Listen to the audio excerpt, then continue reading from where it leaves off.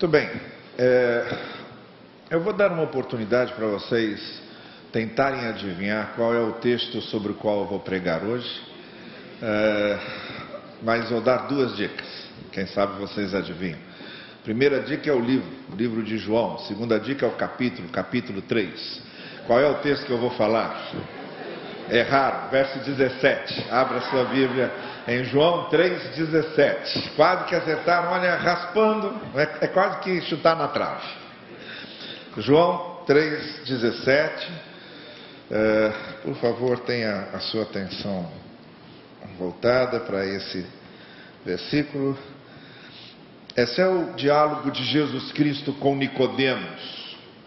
Nicodemos era um estudioso das Escrituras, o que na religião judaica eles chamavam de mestre da lei.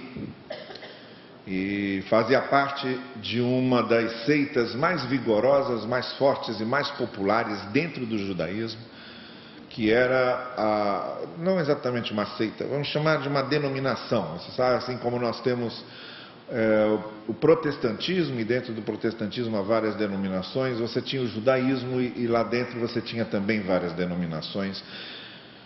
Nicodemos era um dos fariseus e um estudioso da lei, da Torá, dos escritos, e numa determinada noite ele sai de sua casa, atravessa a cidade e vai até Jesus para dialogar com ele. Nessa altura do campeonato, o Senhor Jesus já tinha vários seguidores, já tinha despertado a atenção de várias pessoas, ele estava sendo objeto de comentário, de observação, até mesmo entre os líderes religiosos. E então, movido pela curiosidade de quem era ele, o que ele ensinava e por que ele ensinava aquelas coisas, Nicodemos vai conversar com ele. Pelo que a gente vai lendo no diálogo de Nicodemos com Jesus, a gente nota uma coisa que é importantíssima. Nicodemos foi falar com Jesus com o coração aberto. Isto é importantíssimo notarmos, porque os fariseus, normalmente, quando falavam com Jesus, eles iam falar com ele com o coração fechado. E por trás desse coração fechado iam com algumas intenções que não eram as intenções mais sinceras. Muitos deles, quando provocavam Jesus a um debate, e quando chamavam Jesus para dar opinião sobre alguma coisa, o que eles estavam era fazendo um estratagema, uma arapuca, uma armadilha, para que Jesus pudesse dar uma resposta que o prejudicasse. Então, na grande parte das Escrituras acontece isso. Então, é com grande surpresa que a gente chega no capítulo 3 de João e encontramos um fariseu que foi também conversar com Jesus e fazer perguntas a Jesus, como outros fariseus fizeram, mas ele foi com o coração aberto. E isso faz uma grande diferença para o lado de cá e para o lado de lá. Isto é, para o nosso lado e para o lado de Deus.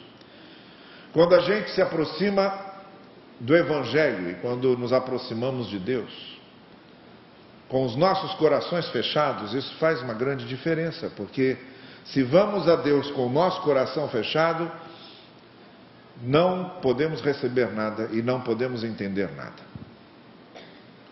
E Deus também não pode fazer nada. Há algumas coisas que Deus não pode fazer, embora nós chamemos Deus de onipotente. Mas há algumas coisas que Ele não pode fazer. E uma das coisas que Ele não pode fazer é invadir um coração que se fecha a Ele. Porque senão ele vai contra algo que ele mesmo criou. Ele criou o ser humano com livre arbítrio para abrir o seu coração ou deixá-lo fechado. Então, faz uma diferença muito grande para cá e para lá. Se nós vamos a Deus com o coração aberto, faz uma grande diferença para a gente. Porque aí nós abrimos os canais de comunicação. E para Deus também faz uma diferença enorme, porque aí Ele pode nos mostrar o que Ele quer nos mostrar. Então, a grande diferença entre Nicodemos e os outros fariseus é que ele foi procurar Jesus com o coração aberto. Por isso que o diálogo fluiu e transcorreu da maneira que transcorreu e fluiu e da maneira como nós lemos. Aí nós chegamos lá no versículo 17, e nesse diálogo que Jesus está travando com Nicodemos, quando você chega no verso 17, ele está dizendo o seguinte: pois Deus enviou o seu Filho ao mundo, não para condenar o mundo, mas para que este fosse salvo por meio dele. Porque Deus enviou o seu Filho ao mundo. É quase que uma continuação desse outro versículo que vocês quase acharam que tinham acertado. Porque Deus enviou o seu Filho ao mundo, não para condenar o mundo, mas para que o mundo fosse salvo por ele. Eu peço a vocês que, por favor, prestem bem atenção nisso, porque quando nós compreendemos esta expressão, não para condenar o mundo, isso muda a nossa vida. Inclusive, como discípulos de Jesus e como igreja. Se cada um de vocês sair hoje daqui, entendendo exatamente o que significa que Jesus não veio para condenar o mundo, já teremos ganhado muito. Porque nossa postura, nossas ações, nossos olhares, nossas reações, nossos sentimentos vão mudar profundamente se entendermos o que significa Jesus não ter vindo para condenar o mundo, mas para salvá-lo. Mas antes disso, deixe-me compartilhar com vocês uma coisa. Há algum tempo atrás, uma das grandes revistas aqui do Brasil fez uma reportagem sobre as coisas que normalmente as pessoas mais procuram, mais desejam. E chegaram à conclusão que há 4 coisas que as pessoas mais procuram e mais desejam. A primeira coisa que uma pessoa mais procura e mais deseja são demonstrações concretas de amor. Esta é a primeira coisa. Ninguém está disposto mais a acreditar em amor teórico. Aliás, eu acho que ninguém está disposto mais a acreditar em nada mais teórico. As pessoas querem que palavras tenham sentido. As pessoas querem que as palavras virem gestos. As pessoas querem que as palavras sejam consequentes. E uma das coisas mais importantes que as pessoas veem acontecer, querem ver acontecer, é que amor seja demonstrado em gestos concretos. Como se as pessoas dissessem: olha, já estamos cansados de ouvir falar de amor, de ouvir falar que se ama. Eu gosto muito de um filósofo que aqui no Brasil costuma dizer o seguinte: cuidado com as pessoas que dizem que amam a humanidade. Essa gente que diz que ama a humanidade normalmente é incapaz de amar o próximo, porque amar a humanidade é fácil. Você dizer eu amo o mundo inteiro, isso é fácil, você não está convivendo com o mundo inteiro. O problema é amar quem está perto, é amar com quem você convive. Porque a humanidade, o mundo inteiro, é uma ideia, é uma figura muito interessante, mas o outro é concreto. O outro é concreto. Amar quem tem defeitos do seu lado e irrita você. Ter paciência com pessoas que estão ali todo dia com você, dentro de sua casa ou dentro do escritório em que você trabalha. Então ele diz: cuidado, quer dizer eu amo o mundo é muito fácil. Difícil é amar a pessoa que está ali perto. E é isso que as pessoas procuram: amor concreto, amor transformado em gestos. Esta é a primeira coisa que grande parte das pessoas entrevistadas disseram que querem. A segunda coisa que as pessoas entrevistadas disseram que gostariam de ver é algo que as alavanque para cima e não que as sufoque para baixo. Isto é, eu preciso não que pisem em mim.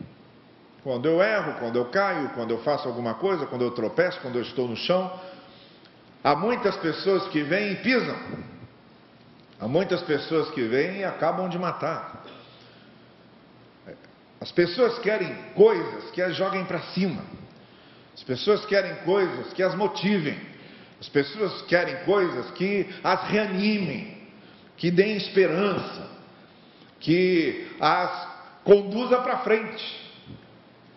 É só vocês verem a quantidade de livros de autoajuda que se vende. Você vai nas vitrines das lojas, das livrarias, você vê a quantidade de livros de autoajuda. Esse negócio de autoajuda começou lá na década de 60, muito timidamente, porque ainda não havia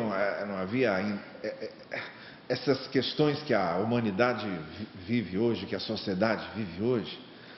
Mas começou com um livro chamado Como Amar a Si Mesmo.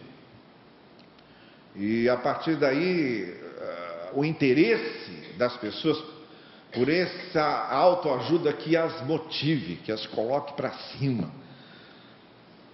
Eu quero me conhecer e quero aprender a viver e quero aprender a acertar e preciso de alguma coisa que me exalte e que me motive. Olha, aconteceu um negócio aqui na década de 50, aqui no Rio de Janeiro, que é interessante. Um grupo de marinheiros suecos desembarcou aqui no porto do Rio de Janeiro e ficaram hospedados num hotel em Copacabana. E depois, num sábado à noite, saíram todos eles para uma bebedeira geral, ficaram bebendo até tarde, saíram bêbados pela rua. E um desses marinheiros suecos, nenhum deles conhecia o Rio de Janeiro, era noite alta, já madrugada, o homem bêbado andando lá pela rua, o marinheiro totalmente trôpego, bêbado. De repente ele olha para cima, estava lá nos arredores do Corcovado, ele vê duas nuvens se afastando e a imagem de Cristo aparecendo para ele. Ele fica encantado com aquilo. E foi um impacto tão grande na vida dele que ele entrou para o mosteiro quando voltou para a Suécia. Voltou para o mosteiro e o testemunho dele era o seguinte: eu sou um monge hoje porque Cristo apareceu para mim entre as nuvens. Aí passou-se mais ou menos uns 30 anos, ficou num mosteiro fechado e finalmente houve lá um momento em que ele veio em missão como representante daquele mosteiro, voltou ao Rio de Janeiro. Chegou aqui, passeando ali ao redor do Corcovado, ele olha para cima e vê a imagem do Cristo Redentor. E explicam para ele que aquela imagem estava lá desde a década de 30. E aí ele se lembra da sua experiência. E aí ele pensa o seguinte: meu Deus do céu, fiquei 30 anos dentro de um mosteiro por causa de uma estátua. Pensando que Cristo havia aparecido para mim e era só uma estátua. As pessoas ficam assim, nós andamos tempos que as pessoas são muito carentes. Eu costumo dizer que quem não tem carências não pode julgar quem as tem. Porque carência é uma coisa que sai pelos poros. Pessoas carentes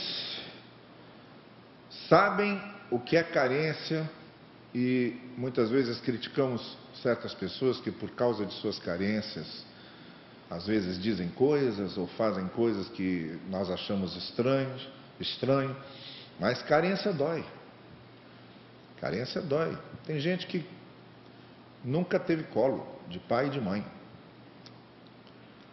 Tem gente que nunca teve expressão de carinho. Tem gente que nunca foi abraçado. E é justamente por causa da carência das pessoas que grande parte de gente dessa entrevista disse: nós queremos algo que nos jogue para cima, porque para nos jogar para baixo já há um monte de coisa nessa vida. A terceira coisa que as pessoas diziam nessa entrevista, que gostariam de ter nas suas vidas, é um referencial confiável. Isto é, queriam uma referência em quem pudessem confiar, alguém ou algo que realmente lhes servisse de exemplo, de padrão, de estímulo. E a resposta, queremos uma referência, mostra uma outra coisa, mostra o vazio de referências que nós temos no mundo de hoje. Vazio de referência em vários sentidos. Referência é uma coisa importantíssima. Uma referência na vida da gente, seja um pai, seja uma mãe, seja um professor, seja um amigo, seja um irmão mais velho, quem cresce tendo referências para olhar, tendo padrões para seguir, tendo exemplos para se espelharem, faz uma diferença enorme na sua vida. É tão importante a referência quanto um farol para guiar os barcos até o cais. Faróis são importantíssimos. A chuva pode cair, os ventos podem bater, mas se o farol estiver aceso lá e o barqueiro continuar conduzindo o seu barco na direção do farol, ele chega no cais. É para isso que servem as referências. Para que quando as tempestades batam em nossa vida, nós nos lembremos daquele exemplo, daquela pessoa. Sabe que até hoje, eu estou com 56 anos, eu sei que não parece, mas estou. E até hoje ainda, até hoje eu penso, uma das coisas nas quais eu penso é o que meu pai acharia disso. De vez em quando eu faço essa pergunta. Porque meu pai é na minha vida uma referência tão forte e tão definitiva, que eu sempre me pergunto o que meu pai diria disso. Se meu pai me visse dessa forma, se meu pai ouvisse o que eu estou dizendo agora, o que ele pensaria? É esse o impacto e o poder que as referências têm nas nossas vidas, e quando aquelas pessoas dizem que gostariam de ter uma referência firme, elas estão mostrando a grande ausência, os buracos e as lacunas enormes que temos de referências nesse mundo. Em quarto lugar, para minha surpresa, mas foi o que disseram lá, além de dizerem o que já tinham dito sobre coisas que desejariam, demonstrações concretas de amor, queriam algo que sempre as motivasse a jogar-se para cima, queriam referências. Em quarto lugar, boa parte daquelas pessoas entrevistadas diz que gostariam de ter um sentido para crer em Deus. Notem bem o que elas estão dizendo. Elas não estão dizendo que querem crer em Deus só por medo da danação eterna. Porque se eu não creio em Deus e não creio que haja nada depois da morte, não é a ameaça da danação eterna ou da condenação eterna que vai me fazer mudar de ideia. Se eu não creio em Deus e não creio em nada que se refira a Deus, não adianta me ameaçar dizendo você estará perdido eternamente, vai jogar a conversa fora, porque eu não acredito nisso. Então eu gostaria de ter um motivo, eu gostaria que me dessem um sentido para que eu visse verdadeiro significado nesse negócio de crer em Deus. Para que aquilo me servisse como uma verdadeira alternativa, mas na qual eu pudesse pisar, dizendo: eu creio em Deus e vejo significado nisso, e não apenas dizer que creio em Deus porque cresci numa igreja, por exemplo. Ou não apenas dizer que creio em Deus porque meus pais também creram. Eu quero ter um motivo, um significado, um sentido que justifique a minha fé. Então vejam que o que essas pessoas estão respondendo é seríssimo. Porque às vezes uma pessoa não crê em Deus não é só porque ela não quer crer, mas simplesmente porque ela não vê sentido em crer. Não vê sentido na existência de Deus e na necessidade de crer nisso. O Gabriel Garcia Marques, escritor colombiano, ganhou o Prêmio Nobel de Literatura por causa de um romance seu, de 1967, chamado 100 Anos de Solidão. E é a história da aldeia de Macondo, que retrata ali a história de toda a América Latina. Mas há um episódio nesse livro interessantíssimo, que na aldeia de Macondo as pessoas começam a ter uma epidemia de insônia. Começam a perder o sono, mas ficavam muito bem. Porque às vezes quando a gente perde o sono, fica uma noite sem dormir, a gente no dia seguinte está um bagaço e só o que quer é encostar num canto para poder dormir bem. Eu me lembro de um colega meu, que era pastor no interior do estado do Rio, estava me contando uma vez que ele tinha perdido uma noite de sono e estava com tanto sono, que estava aconselhando uma pessoa e o seu olho começou a pesar, e a pessoa contando a história dela, e era uma história triste, mas mesmo assim o seu olho pesava, e ele acabou dormindo enquanto a pessoa falava. Aí quando a pessoa percebeu que ele estava daquele jeito, falou: pastor, como é bom saber que nem cheguei ao fim da minha história e o senhor já está orando por mim.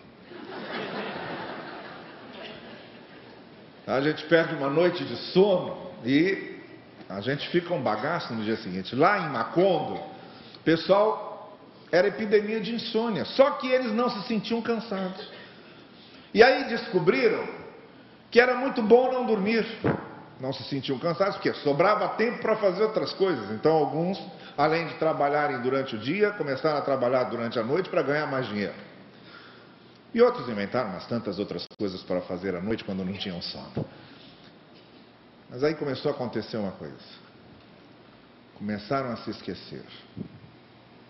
Porque o fato de não dormirem tinha um efeito colateral. Fazia com que perdessem a memória.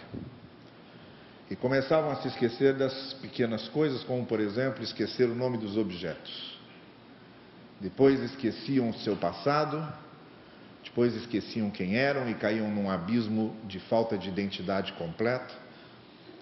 Então, o que eles começaram a fazer, quando perceberam que estavam começando a se esquecer da coisa, era escrever nos bilhetinhos, nos papeizinhos, o nome das coisas. Então, escreviam cadeira e pregavam ali para não se esquecer que aquilo se chamava cadeira. Escreviam mesa e pregavam ali para não se esquecer que aquilo se chamava mesa. Escreviam porta, botavam na porta para não se esquecer que aquilo se chamava porta. Agora, na entrada da cidade, na entrada da aldeia de Macondo, eles fincaram uma tabuleta grande em que estava escrito a frase: Deus existe, que era para ninguém esquecer. Isto é, eu não posso me esquecer que Deus existe. Mas por que não posso? Que sentido há em crer em Deus? É isso que essas pessoas disseram. Nós queremos um sentido para crer em Deus. Que não seja apenas uma ameaça de inferno eterno, porque se eu não creio em vida depois da morte, isto para mim não é uma ameaça. É aí que entra o texto que lemos e o que é que Jesus estava dizendo a Nicodemos. E se nós pegarmos o que Jesus está dizendo a Nicodemos e compararmos com essa entrevista e com os resultados dessa entrevista, e formos entendendo o que Jesus diz, nós vamos vendo que, impressionantemente, séculos antes, na conversa com Nicodemos, como se Nicodemos estivesse buscando as mesmas coisas, Jesus, nessa parte da conversa, responde a ele como se estivesse hoje, por exemplo, seriam respostas para as pessoas que estavam sendo pesquisadas nessa reportagem. Se não, vejamos. A primeira coisa que essas pessoas disseram é que querem demonstração concreta de amor. E a primeira coisa que Jesus diz a Nicodemos é que Deus enviou seu Filho para salvar as pessoas. Deus não tinha, diz Jesus a Nicodemos, Deus não tinha um discurso de amor. Ele não tinha um poema de amor. Ele não tinha uma música de amor. O que Deus teve para mostrar pelo ser humano foi um ato de amor. Ele veio, ele enviou seu filho, houve um gesto concreto de sair e de vir. Houve um gesto concreto de encarnar-se e tornar-se gente. Houve um gesto concreto de se humilhar e ser morto. Houve um gesto concreto de vida entre as pessoas, de maneira que pudessem tocar, ouvir e olhar para a demonstração de amor mais concreta que Deus poderia fazer. E quando Jesus está pregado na cruz do Calvário e as pessoas ao pé da cruz começam a pedir a ele que descesse para provar que era o Filho de Deus, ele se nega a descer. Não porque não fosse o Filho de Deus, mas por amor àquelas pessoas. Ele sabia o que estava fazendo. Não havia nada que impedisse Jesus de descer daquela cruz. Se ele quisesse, ele teria feito. Havia sim uma coisa que o impedia, era o seu amor por nós, e ele se deixou triturar até o finzinho, até o último suspiro que ele podia dar. No jardim de Getsêmani, quando ele começou a ter uma consciência mais clara de todos os desdobramentos daquilo que ia se suceder a ele nas próximas horas, ele chega a pedir a Deus, se for possível, passa adiante este cálice. Mas aí, como ele era a demonstração de amor, ele diz, mas não se faça a minha vontade, mas a tua. Então, a primeira coisa que Jesus começa dizendo a Nicodemos é o seguinte: demonstração concreta de amor nós encontramos nesse ato que eu vim fazer. Deus não tem apenas uma declaração de amor para nos fazer. Nós não sabemos que Deus nos ama só porque Ele diz. Nós sabemos que Deus nos ama porque Ele mostrou. E todas as vezes que eu passar por uma situação na minha vida em que pintar na minha mente uma dúvida sobre se Deus me ama ou se Deus se esqueceu de mim, quando eu olho para a cruz e vejo o que Jesus Cristo fez, eu sou imediatamente levado a concluir: Deus realmente me ama. Ele não só disse que me amava, Ele mostrou que me amava. Eu sei que nós passamos muitas situações na vida em que a primeira coisa que acontece conosco é nos perguntarmos se Deus realmente nos ama e se Ele não se esqueceu de nós. Mas quando nós nos lembramos do que Jesus Cristo fez, não tem por onde. Por isso que o apóstolo Paulo diz na carta aos Romanos: Deus provou o seu amor em que Cristo morreu por nós, sendo nós pecadores. Mas continuemos aqui. Aí, o que mais Jesus Cristo diz a Nicodemos nesse versículo, ou nesse trecho da conversa? Vejam que a outra coisa que as pessoas responderam naquela entrevista que estavam buscando era algo que as pusesse para cima. E aí entra o que Jesus Cristo disse a Nicodemos: eu não vim para condenar o mundo, eu vim para salvar. E isso o Senhor Jesus deixou muito claro em vários episódios pelos quais ele passou, mas principalmente nos episódios em que as pessoas queriam pisar, apedrejar e condenar. O Senhor Jesus aparecia com perdão, com misericórdia e com compaixão. Todas as vezes em que as pessoas queriam se desfazer, o Senhor Jesus se aproximava querendo refazer. Todas as vezes em que as pessoas queriam desprezar, o Senhor Jesus aparece querendo acolher. Todas as vezes em que há dedos apontados para alguém, o Senhor Jesus aparece abraçando esse alguém que não tinha mais a quem recorrer.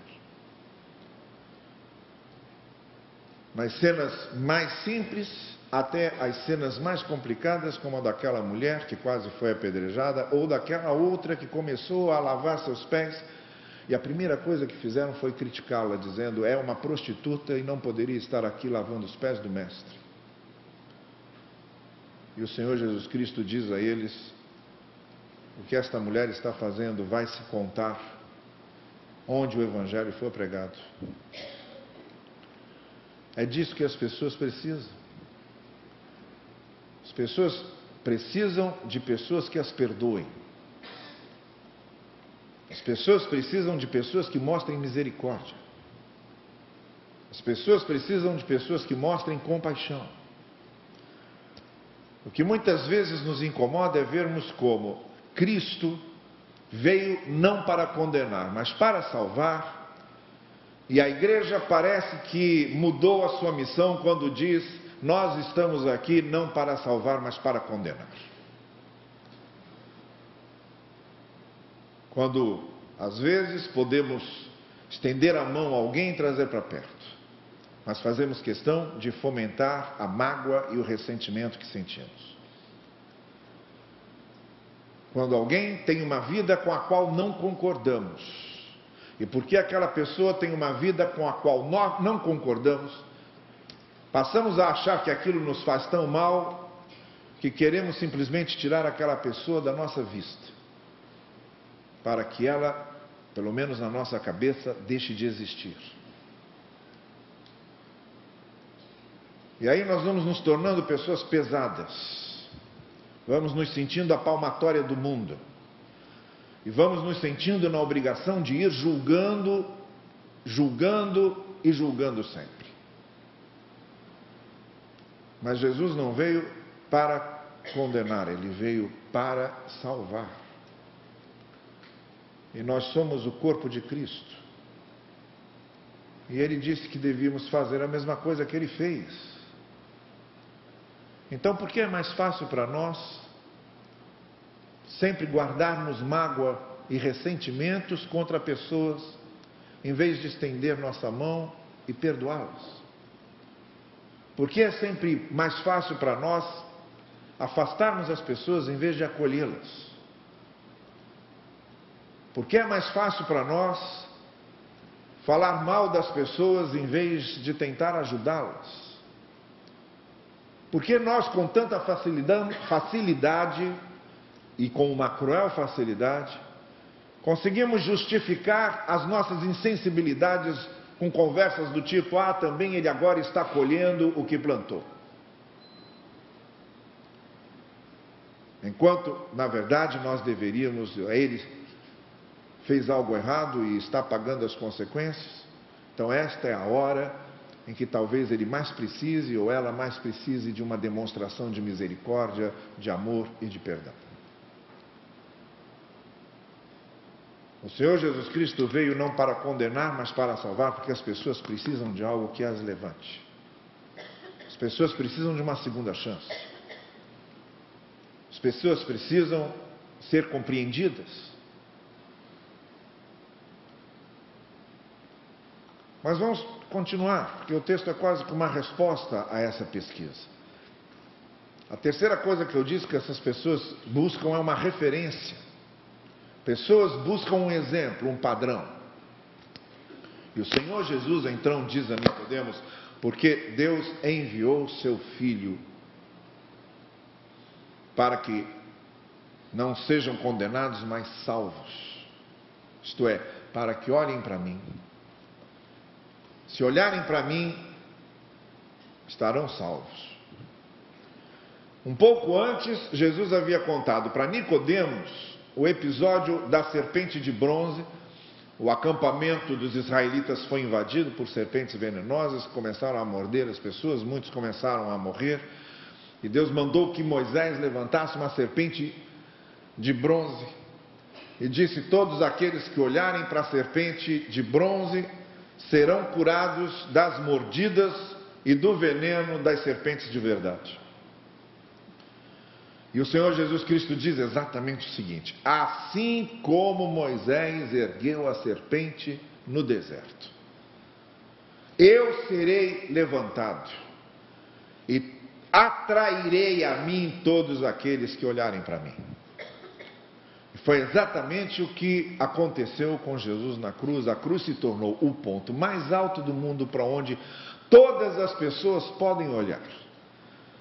E em Jesus nós temos aquela referência confiável de amor, por exemplo. Temos aquela referência confiável de caráter. Temos aquela referência confiável de equilíbrio. E mais, o que estraga as nossas relações, inclusive as relações conjugais, e as relações de amizade, e relações de pais e filhos, é que buscamos nos outros amor incondicional. Se uma pessoa se casa buscando no outro amor incondicional, vai entrar pelo cano, porque ninguém é capaz de amar um outro com amor tão incondicional e absoluto. Mas quando nós resolvemos essa questão de amor incondicional em Cristo, e quando eu sei que não existe amor incondicional humano em termos de perfeição, mas que essa questão do amor incondicional já foi resolvido dentro de mim, porque Cristo é o meu exemplo e minha referência de amor incondicional, se eu descubro que minha mãe tentou me abortar, se eu descubro que eu era indesejado e que minha mãe tentou me abortar, e aquilo se torna um peso na minha vida de maneira que mexe com o meu amor próprio, porque a vida inteira eu vou ficar lembrando: minha mãe tentou se livrar de mim. E se carrego isso comigo numa experiência existencial sem solução, eu resolvo isso aos pés do amor incondicional de Cristo quando eu me lembro. Seres humanos nem sempre podem me dar amor perfeito, ou nunca. Mas eu tenho alguém que me ama perfeitamente. Minha mãe, por exemplo, pode ter sido lá uma pessoa num contexto difícil, em circunstâncias difíceis, em fraquezas emocionais, coisas que eu não poderia julgar, e tentou me abortar, e eu estou aqui me perguntando: será que minha mãe nunca me amou? E o que acontece de milagre no coração de uma pessoa que, em vez de esperar amor incondicional dos outros, projeta em Jesus a sua expectativa de amor incondicional? Ela descobre que quando ela não espera amor incondicional de ninguém, porque já tem o amor incondicional de Cristo, e deixa de esperar amor incondicional das pessoas, tomada pelo amor incondicional de Cristo, vejam, em vez de ficar na expectativa de que outros tenham amor incondicional para com ela, ela acaba se tornando um agente de amor para com outras pessoas. Porque quem experimenta o amor incondicional de Cristo não consegue não ser mais um agente do amor de Deus para outras pessoas, inclusive para aquelas pessoas que fizeram mal a Ele. Então nós precisamos de uma referência em Cristo até por causa disso. Porque muitos de nós não encontramos pessoas que nos sirvam como amor incondicional e perfeito. E quando Cristo é para nós esse amor incondicional e perfeito. E é referência desse amor incondicional e perfeito. Então, em vez de criar grandes expectativas com os outros, eu me torno um agente do amor de Deus para os outros. E finalmente, naquela pesquisa, a quarta resposta que as pessoas deram foi essa: nós queremos um sentido para crer em Deus. Queremos um significado para crer.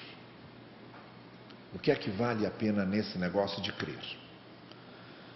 Qual é o sentido nesse negócio de crer? E Jesus Cristo respondendo a Nicodemos, e quando diz: Deus enviou seu Filho não para condenar o mundo, mas para salvar o mundo, é como se ele estivesse dizendo: todo o sentido para crermos em Deus não é no que podemos dar a Ele, mas no que recebemos dEle, nessa vida e depois. E se você não crê numa vida depois, não tem problema. Porque o que Deus faz por nós nessa vida, se não houver vida depois, o que Ele já faz aqui por nós, já vale a pena termos Deus em nossa vida, porque nossa relação com Deus não é por algo que possamos dar a Ele, mas é por causa daquilo que Ele nos dá e é para nós. Todas as religiões, de alguma forma, estão em busca de Deus, querem agradá-lo, criam leis, sacrifícios, como o próprio judaísmo tinha, e ficam em busca de Deus, ficam sacrificando a Deus, ficam obedecendo regras religiosas para tentar agradar a Deus. E Jesus Cristo inverteu isso. Jesus Cristo disse: vocês precisam crer em Deus, e o sentido de crer em Deus não é no que vocês podem oferecer, porque vocês não podem oferecer nada. O sentido de crer em Deus é no que Deus oferece a vocês, é no que Ele dá a vocês. Eu vim mostrar que Deus veio dar a vocês. Eu vim mostrar que Deus veio oferecer a vocês. Através de mim Ele veio lhes oferecer amor, através de mim Ele veio lhes oferecer perdão, através de mim veio lhes oferecer vida, através de mim veio lhes oferecer paz, seja o que for. Dentro da experiência de cada um descobre o que Deus veio lhe oferecer. Para aquela mulher de João 8, Deus veio oferecer perdão. Para Nicodemos, Deus ofereceu em Jesus Cristo explicação. Para Zaqueu, Deus veio oferecer uma segunda chance. Para o cego de Jericó, Deus veio oferecer visão. Para o paralítico de Betesda, Deus veio oferecer uma nova vida e integração. Cada um de nós, na nossa experiência, descobrimos o que Deus veio nos dar e o que Deus veio nos oferecer, mas o que Jesus está mostrando é o sentido de crermos em Deus. Não é porque nós temos de dar algo a Ele. O sentido de crermos em Deus é que Ele veio nos dar. Ele veio atrás de nós. Cremos em Deus porque Ele se tornou um de nós. Cremos em Deus porque Ele tomou a iniciativa, é o sentido. O sentido de crer não está em criarmos uma religião para chegarmos a Ele. Está em que Ele criou uma relação entre Ele e nós. João 3,17, embora não seja tão famoso quanto João 3,16, mas deveria ser, porque é um versículo que responde às grandes inquietações da existência humana. Mostra que as nossas grandes inquietações são respondidas pelo Evangelho de Jesus. E é aqui que Nicodemos tem a resposta daquilo que ele foi buscar. E é aqui que temos a resposta daquilo que buscamos no Senhor. Curve a sua cabeça comigo. Olha, eu quero fazer um convite para você hoje. Se você, na sua experiência hoje, está sentindo talvez uma dessas necessidades que nós alinhavamos aqui, talvez você seja uma pessoa que lida com carências, que lida com lacunas na vida e quer amor demonstrado de forma concreta, quer amor transformado em ato, quer amor transformado em gesto. Não há nenhum amor que tenha feito o maior gesto e que tenha sido demonstrado de forma tão concreta e vital como o que o Senhor Jesus veio mostrar, que é o amor de Deus. Ou talvez você seja uma pessoa que está cansada de pisarem sobre você, de virem com discursos pessimistas, de dizerem a você, você nunca vai conseguir, você não vai chegar a lugar nenhum, o seu histórico pode ser algo que pesa em você, o seu passado pode ser algo que impede você de ir adiante. Talvez você tenha desenvolvido uma autoestima muito baixa por causa de uma série de coisas e esteja atrás de algo que consiga levar você para cima. Pessoas tentaram coisas que aparentemente faziam isso e foram mais para baixo ainda. Pessoas que se esconderam atrás de drogas, do álcool, do entretenimento irresponsável, do sexo abusivo. Pessoas que tentaram se esconder atrás dessas coisas para tentarem se projetar, só afundaram mais ainda. E o Senhor Jesus oferece algo que realmente nos dá dignidade de novo de seres humanos e nos leva para cima. Talvez você seja uma pessoa que tem um monte de ausências de referências, quer uma referência, alguém para acreditar, crer, confiar, seguir, que seja seu padrão, seu exemplo de vida. Jesus veio para isso, para ser referência na sua vida, referência inclusive de amor incondicional, para que você não fique mendigando mais a atenção dos outros, porque o seu problema de amor incondicional se resolve dentro de você, diante de Deus. Ou talvez você queira um sentido para crer, e o Senhor Jesus mostra que o sentido para crer é justamente sabermos que a graça de Deus não veio para nos pedir algo, mas veio para nos dar algo, nos dar o seu amor e a sua misericórdia. Então eu queria orar por você, se nessa noite, por essas 4 razões ou por outras tantas, se nessa noite, como Nicodemos fez, saiu de onde estava e foi a Jesus, se você hoje quer ir a Jesus e quer dizer a Ele, Senhor, eu estou aqui como Nicodemos veio e preciso de ter minha vida transformada e preciso vencer uma série de sentimentos dentro de mim que não consigo e preciso ter novos valores ou preciso ter uma nova motivação de vida. E eu creio que aquilo que disseste a Nicodemos serve também para mim. Se nessa noite você está dizendo, isso tudo serve para mim também, e quero ir a Jesus, eu quero orar por você agora. Fique em pé no lugar em que você está.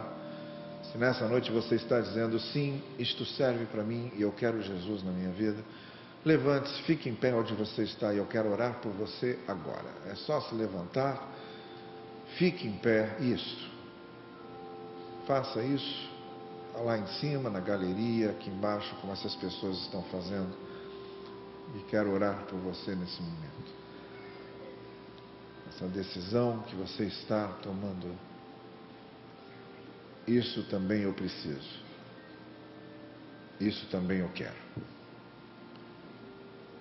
Se houver mais alguém, é só ficar em pé agora, que eu quero orar por você antes de encerrarmos. Senhor querido, aqui estão estes que diante de Ti estão dizendo que creem e confiam naquilo que o Senhor Jesus veio revelar, veio mostrar e veio fazer. O que nós te pedimos é que essa palavra de Cristo se confirme em cada um desses corações, aqui na galeria, ou em qualquer outra pessoa que esteja nos acompanhando pela internet e agora esteja sentindo que também precisa disso.